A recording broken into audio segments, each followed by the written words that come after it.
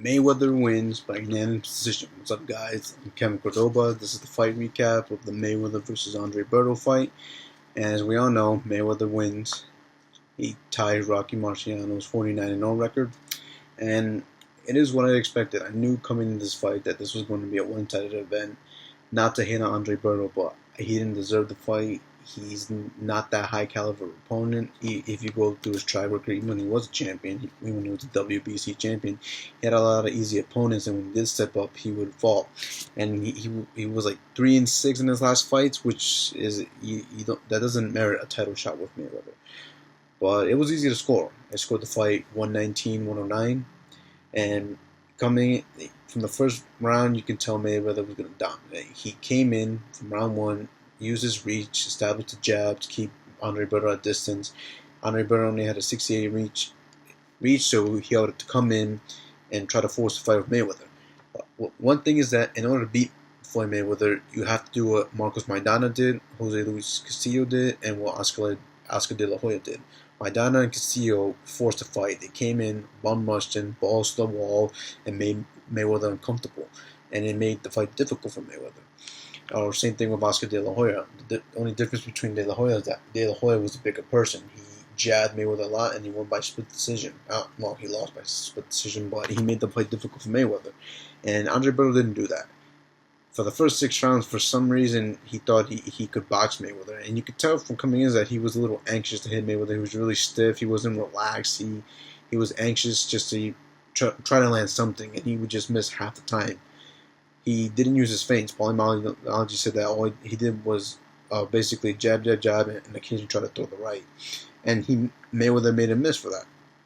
But Mayweather, jabbing to the body, using the lead left hook and getting him with the counter right, he performed a clinic. He basically outclassed Andre Berto, and this was expected. One of the only round I gave Andre Berto was the 7th round. Towards the end of the fight, Berto landed a left hook on Mayweather, and it connected, and it was a decent punch. I could have gave it to Mayweather, but I decided to give it to Berto because I wanted to be generous. But throughout the fight, that's the only round he won on my scorecard. From there on, from round 8 to 12, Mayweather dominated. There was in the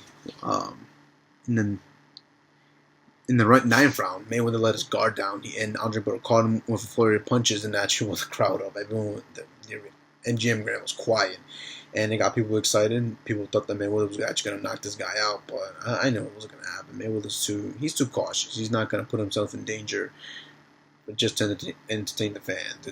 It's the way you win. It's as long as you get the result. He's like the Jose Mourinho of boxing. He does not care as long as he gets the result. But that's about it. And Mayweather is known for making it hard for his opponents to fight him. What Andre Berto would do, he would try to come in and try to throw a couple body shots. But Mayweather, the minute Andre Berto came in, he would just tie him up, clinch, hold him, wrestle him, do some dirty boxing. And Cain Bayless would just break him up, and Mayweather would just use the jab to keep Andre Berto at distance. And this happened throughout the entire fight. It was just clinch. Andre Berto would grab, and then Mayweather would tie him up, and this happened throughout the entire fight. It wasn't really Andre Berto didn't do nothing when he could. Mayweather wouldn't allow him to do anything when he got inside. And one of the round I thought it was kind of entertaining for me was when Andre Berto was able to get Mayweather to the ropes, and he landed a 3-punch combination to get out of the ropes and hit Andre Berto with the counter right. That just shows how good Mayweather is, even at the age of 38. And one of the statistics I want to tell you is that according to the box stat, that Andre Berto only landed 17% of his punches. That's how you can tell this fight was dominant. Mayweather just dodged. He's just a great defensive fighter, and you love him or hate him, you gotta give him credit for that. He's probably one of the best defensive fighters next to Willie Pep, Pernell Whitaker. He's one of Roberto Duran was a great. He's one of the best defensive fighters of all time. The undercards are better. And I want to talk about that first because the fight before that, the co-main event, the Martinez versus Salido fight, it was a shame. It was a robbery. I feel bad for Salido. He won that fight. I scored it 116-112 because the only round I gave Martinez the 3rd round, which was a great fight. It was a great fight. It's just the only thing that ruined it was the robbery. it shouldn't have been a draw. I gave Martinez the third round, even though it was a double knock. They knocked each other down. I gave it to Martinez because he did more. He boxed a little more. And I gave him the third and fourth. But after that, it's in the middle of the fight. Salido's body was just beautiful, man. He would get in, get a left hooks and right hooks to the body, and he would tire Martinez. You could tell throughout the fight, as the fight progressed, Martinez's legs just went away, and even when they were exchanging, that he couldn't get. His punches didn't have as much pop as Salido's did, and Salido would just uppercut him, and he just got in, and he forced Martinez to fight his fight. Unlike the first fight, Martinez is more of a boxer, likes to use his distance, his reach, and use the right hand to cause damage. But this was the opposite. Salido just came in, smothered Martinez, made him uncomfortable, and the body was beautiful.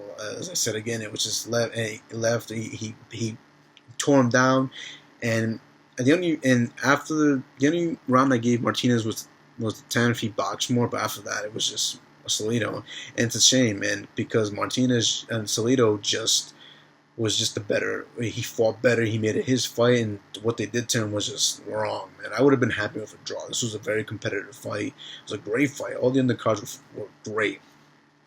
And even the fight before that, Badou Jack versus George Groves, I got to eat a lot of crow because I thought Groves would win. He had the experience with Carl Froch at Wembley Stadium. He fought him twice.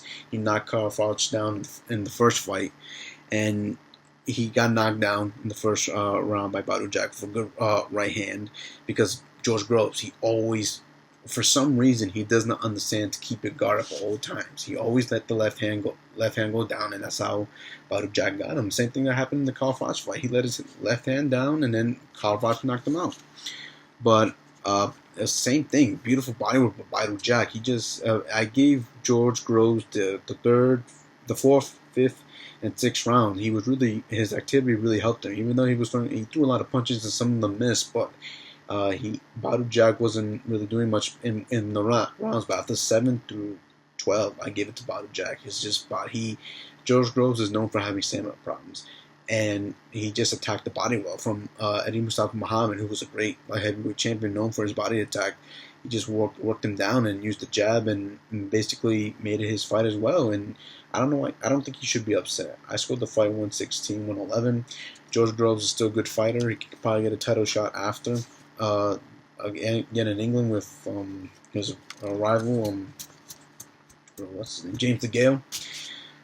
But even the first fight before that, I think Gonzalez won as well. Gonzalez made it. The uppercut was beautiful. I think it was a close fight. I scored it 95-93. But the undercards before was just a great fight, and you knew it was stacked. It was really 50-50 fight. It was competitive, and because we knew the Mayweather fight was going to be one-sided.